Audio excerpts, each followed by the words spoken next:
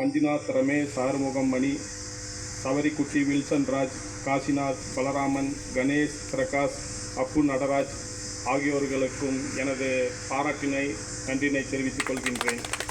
மற்றும் இந்த தொழிலாளர் ஒற்றுமை இருக்க வேண்டும் என்பதற்காக ஒரு அலுவலகத்தையும் கொடுத்து இத்தனை பேரையும் ஆதரித்து சென்று கொண்டிருக்கும் நமது அண்ணன் முரளி அண்ணன் அவர்களை இந்த நேரத்தில் மனமாற வாழ்த்த கடமைப்பட்டு இருக்கின்றோம்.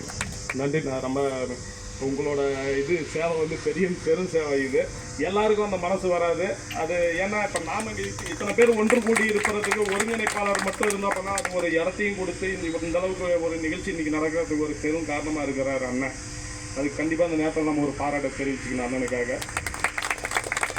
இந்த தொழிலாளர் ஒற்றுமை இதே போல் எல்லாருமே எங்கேயோ ஒரு இடத்துல பார்த்தீங்கன்னா எந்த முதலாளியாக இருந்தாலும் யாரோ ஒருத்தர் வேலை பார்த்துக்கிட்டு தான் இருக்கும். எல்லாருமே அண்ணன் சொன்ன மாதிரி எல்லாருமே ஒரு இடத்துல தொழிலாளியாக தான் இருக்கும். யாரும் முதலாளி இங்கே யாருமே முதலாளி கிடையாது. யாரோ ஒருத்தருக்காக வேலை செஞ்சுக்கிட்டு தான் இருப்போம். எல்லாரும் தொழிலாளர்கள் தான். அந்த தொழிலாளர் ஒற்றுமை ஓங்கணும், நல்லபடியாக அது செழித்து வளரணும்.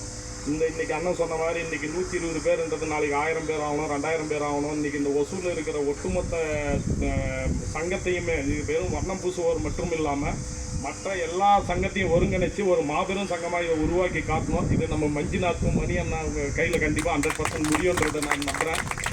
வாழ்த்துக்கள். நன்றி. வாய்ப்பளித்தமைக்கு நன்றி கூறி விடைபெறுகிறேன். நன்றி. வணக்கம்.